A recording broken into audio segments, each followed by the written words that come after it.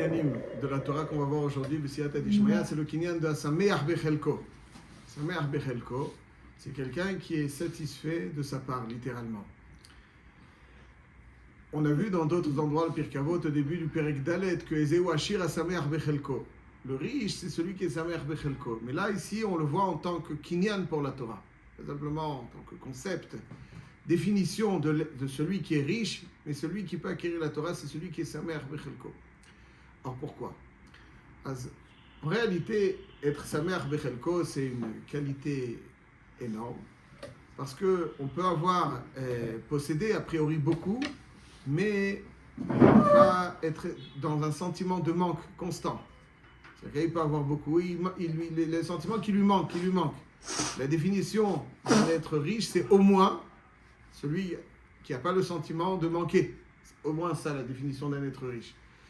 Et donc ici, Chazal nous dit que celui qui a le sentiment de manquer, c'est-à-dire qu'il possède beaucoup, mais il lui manque. Il est sans arrêt en train de regarder ce que l'autre il a, et j'ai pas encore été à tel et tel endroit, j'ai pas encore acheté telle et telle chose, et il me manque une villa ici.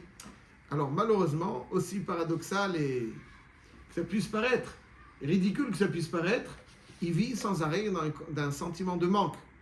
Il vit dans un sentiment de manque. Il a tout, mais en réalité, il n'a rien. Il a tout. Il n'a rien, fondamentalement. Parce qu'il vit sans arrêt un sentiment de manque. Il manque ça, et j'ai pas acheté ça, il faut que je gagne encore plus, et il faut que je truc, il faut que je... Ça, c'est un riche, c'est un pauvre gars, un pauvre type. Alors qu'il y en a qui ont beaucoup moins. Mais ils n'ont pas de sentiment de manque. Ils n'ont pas le sentiment qu'il leur manque quelque chose. Ils sont heureux de ce qu'ils ont. Sameach Bechelko. Ça, c'est le Hachir. Le Hachir, c'est le Sameach Bechelko. C'est pas celui qui possède beaucoup. C'est celui qui n'a pas de sentiment de manque. Celui qui a constamment avec un sentiment d'insatisfaction parce qu'il considère qu'il n'a pas suffisamment ou qu'il n'a pas ce qu'il souhaiterait ardemment avoir et posséder. Et puis là, non, il n'a pas. Alors, ou le Hachir, ou Ani. Ou le Ani. Il n'est pas riche, il est pauvre. Pour acquérir la Torah, il faut être Sameach Bechelko. Pourquoi? Alors, dans un premier temps, l'appât du gain, c'est un appât qui est insatiable, quelque part. Quelqu'un qui est sans arrêt dans la recherche de posséder, il n'est jamais rassasié. Marqué dans Kohelet, Shlomo HaMelech nous dit, Kohelet, Ohev Kesef, Lo Yisba Kesef. Lo Yisba Kesef. Ohev Kesef, Lo Yisba Kesef. Celui qui aime l'argent ne sera jamais rassasié. Celui qui aime l'argent, il n'est jamais rassasié. Jamais. Vous avez des gens, ils possèdent beaucoup, mais ils ne donnent rien. Mais lui aussi. Pourquoi? Parce qu'il n'est pas rassasié, il manque. Et donc s'il lui manque, il n'a pas assez pour donner. Donc, il n'a pas assez pour donner, il ne possède pas suffisamment. Mais où tu vas? Il vit dans ce... Mais lui, il a ramassé beaucoup d'argent. C'est un mesquin. Mais lui aussi, il a ramassé beaucoup d'argent. C'est qui lui? Shlomo HaMelech. Bon. Oev Kesef, Lo Yisba Kesef, monsieur Cohen. Celui qui... C'était un roi. Celui qui aime l'argent ne sera toujours. Donc, c'est-à-dire qu'il y a... Donc, quelque part, la course après l'argent est quelque part des fois plus insatisfaisante que la course après la achila. Au moins dans la achila, il y a un moment où tu s'avères. Ouais, on ne peut pas aller plus loin. On peut pas aller plus loin. Ça, il est sévère. Celui qui court après l'argent et qui a cette folie du gain, il n'est pas souvent. il n'est jamais rassasié. Et il se lève le matin, Vous avez des gens d'un âge très avancé. Et on a le sentiment qu'ils possèdent un petit peu quand même. Et ils sont insatisfaits. Mais alors quand est-ce que tu vas être rassasié? C'est-à-dire, toute ta vie, tu as travaillé pour attiser ce sentiment d'insatisfaction et de faim. Tu creuses la faim. C'est l'obsession du gain. Il y en a qui disent que depuis que le Yetzer Hara de Avodah Zara a été aboli, il y a un nouveau Yetzer Hara qui s'est mis en place pour rendre fous les gens. C'est celui du gain. Et sa singularité, c'est qu'il n'apporte aucun sentiment de satiété à aucun moment. Quelqu'un qui aime manger, qui aime la ta'ava, toutes les ta'avot. Au moment, il y a un moment, il y a une svia, on ne peut pas aller plus loin. Mais dans l'argent, lo yisba kesef.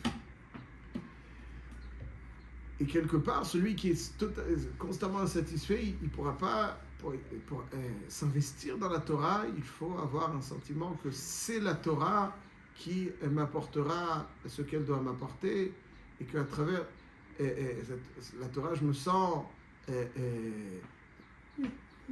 épanoui. Et à partir du moment où j'ai le sentiment que je rate quelque chose, que j'ai encore faim, et finalement j'ai faim, donc tu peux pas t'investir à la Torah.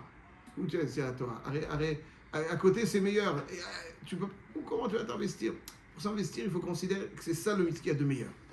Et celui qui est sans arrêt dans la pas du gain, il a toujours l'insatisfaction parce qu'il a envie d'aller chercher à droite et à gauche. Il pense encore comment je vais aller chercher ici. Alors quand tu étudies quelque chose, tu n'es pas là, tu es ailleurs. Comment? Parce que c'est cette insatisfaction qui ronge une personne et qui ne lui donne pas donc de...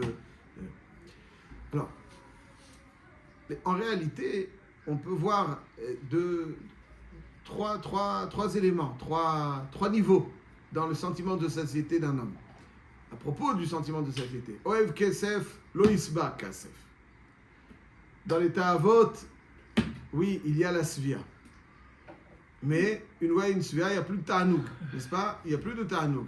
Quand on est savea, on n'a plus de ta'anoug. Il y a encore du ta'anoug? Non. Le gouffre, et à un moment, il arrive. Voilà. Il y a quelque chose qui, même quand on est savea, on a encore du ta'anoug. On dit, par exemple, à propos de Shabbat,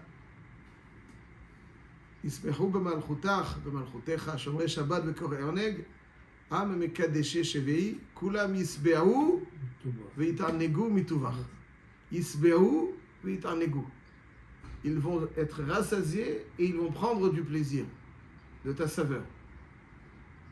En général, on prend du plaisir, ensuite on est rassasié. Mais là, c'est autre chose. Là, on dit Isbehu, ensuite Itarnego. Qu'est-ce que ça veut dire? Ouais, c'est-à-dire que dans la Torah, il y a ce sentiment de Svia et ce sentiment de Oneg. Il y a le sentiment de Svia, il y a aussi le sentiment de Oneg. Pourquoi? Parce que dans la Gashmiut, le gouffre, il est sans arrêt à la recherche. Et dès qu'il est sévère, le gouffre, ça y est, il ne veut plus. Donc il n'y a plus de Oneg. Mais l'âme, elle a besoin aussi d'être rassasiée. Mais l'âme, il n'y a pas de saturation. La svia du gouffre, c'est quand il y a saturation. Et donc il n'y a plus de place. Il n'y a plus de moyen. L'âme, elle est infinie. L'âme, quelque part, elle est infinie. Donc elle peut être svia, mais elle n'est jamais à saturation. Parce que, c'est quoi le sentiment de svia? Le sentiment de svia, c'est le sentiment de satisfaction. Donc il y a un sentiment de satisfaction, mais on continue à prendre du plaisir dans quelque chose, ça c'est dans la Torah. Parce que l'âme n'est jamais à saturation. Donc, Sameach Bechelko, dans la Gashmiut, c'est ça qui permet d'arriver à un sentiment de Svia et de Oneg.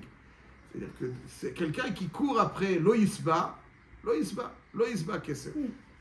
Aval, celui qui est dans Shabbat, dans tout ce qui est Rouhani, ou Savea. Mais c'est quoi la Svia? La Svia, c'est un sentiment de satisfaction. Il est satisfait, serein, tranquille. Mais c'est pas pour autant qu'il n'y a plus de place, qu'il est saturé. Au contraire, il continue à prendre du Oneg. Celui qui a du Kesef fondamentalement, il sent qu'il n'y a pas... Son âme, elle est encore... oui, cette course, c'est une course quelque part qui est mal orientée. Bon à guider ses cartes. Le Kesef, c'est Kissoufine. L'âme languit quelque chose. Et le Kesef donne l'illusion que c'est avec ça qu'on va pouvoir la... Donc finalement, si tu es dans cette illusion, tu ne peux pas t'investir dans la Torah, complètement. Mais parce que l'âme cherche les Kissoufines, elle languit quelque chose. Le Kesef, mais quand l'âme sait canaliser ce qui va la satisfaire et qui va la remplir, alors là, on est dans le Yisbehu, et pas seulement Yisbehu, en plus, Yitanegu. Ouais. Dans la Gashmiut, on a le sentiment que quelqu'un dans tout ce qui est matériel, des fois quelqu'un a le sentiment qu'il ne possède pas, dans la Torah, il est satisfait de ce qu'il a et encore, il continue à prendre du plaisir. Le Sameach Bechelko, c'est celui qui va s'investir, il sait que la Svia et le Oneg, ils sont dans la Torah. Et il sait que si il s'investit dans d'autres choses et qu'il a encore faim de ces autres choses, tu peux pas te rassasier de Torah. Tu as faim d'autre chose, alors tu es ailleurs, si tu as faim. Donc tu es à l'affût de quelque chose d'autre. Comment tu vas te concentrer sur la Torah? Sans arrêt à l'affût de 10 000 choses qui vont te déconcentrer, Tu as faim d'autre chose. Comment tu peux... Alors si quelqu'un il sait que la Torah, au contraire, c'est ça qui va apporter la svia. À droite et à gauche, il n'y a pas de svia. Lo isba. Quand tu nourris ton âme, c'est là la svia. Alors là, finalement, et t'es sameach bechelkecha. Et donc tu n'as pas une faim et tu n'es pas l'objet d'une course effrénée qui te déconcentre de l'essentiel, qui t'empêche de te concentrer dans ce qui est essentiel. Alors là, tu vas enfin, quand tu as ciblé, tu vas enfin ressentir la svia. Et pas seulement tu vas être savea, mais en plus tu vas être mitaneg.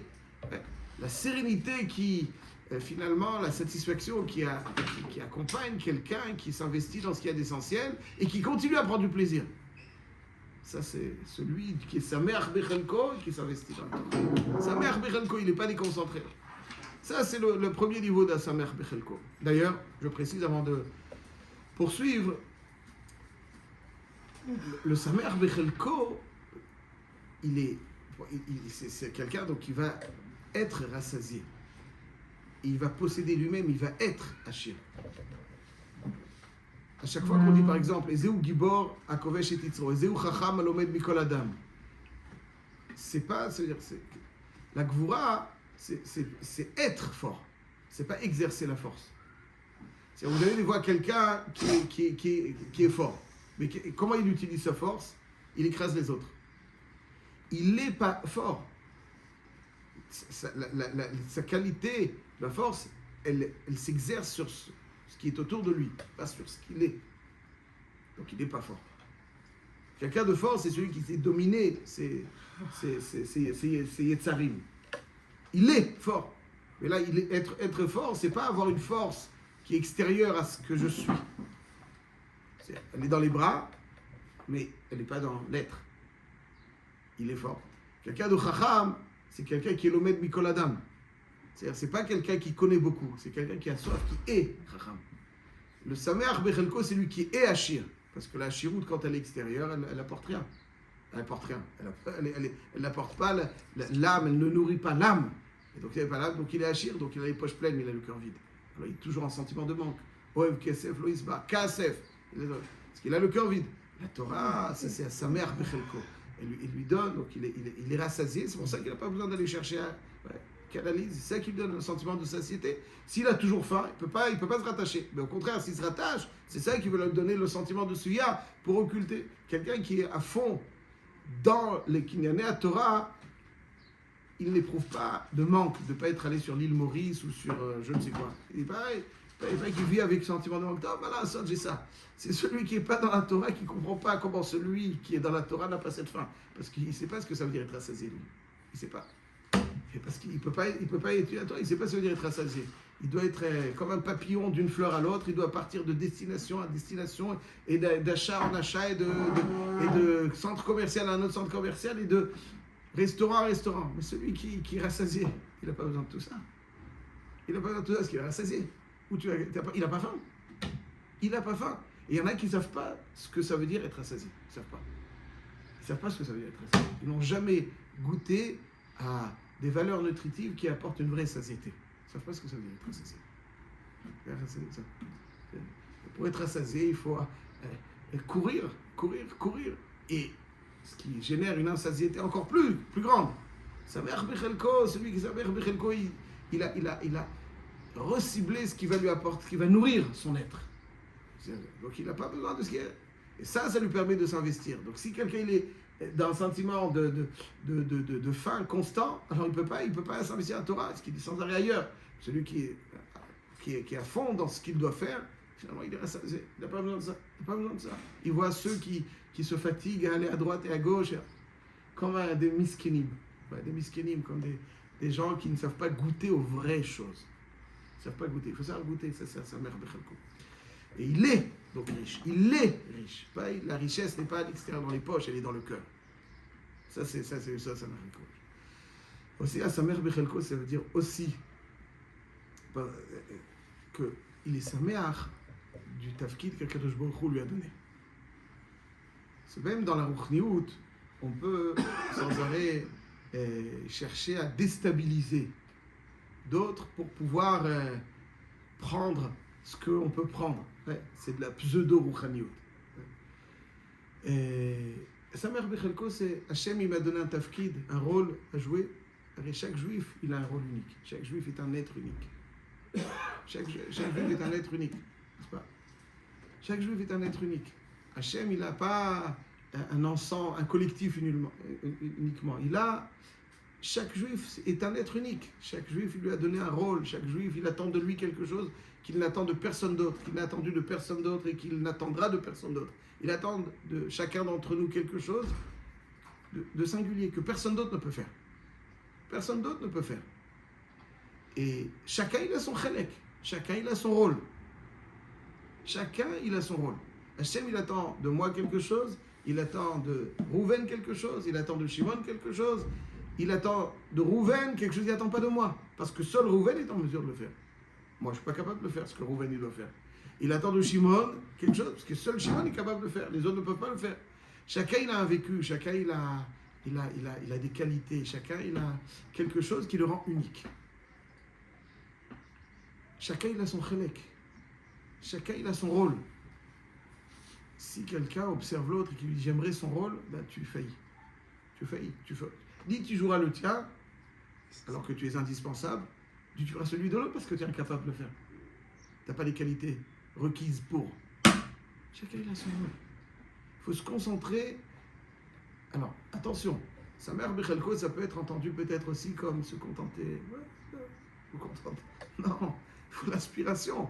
Parce que le chélek, on ne l'a pas encore. Le chélek, Hachem, il attend de nous. Il faut chaque jour travailler, chaque jour avancer, chaque jour, pour véritablement, il faut briller. Hein, chaque jour un peu plus, comme une étoile qui doit briller de plus en plus. Ça c'est son chélek. Mais c'est mon chélek. Je dois faire au mieux ce que je dois faire. Sans chercher à prendre le chélek de l'autre et à me dire j'aimerais que son chélek me revienne. Non, je dois faire au maximum.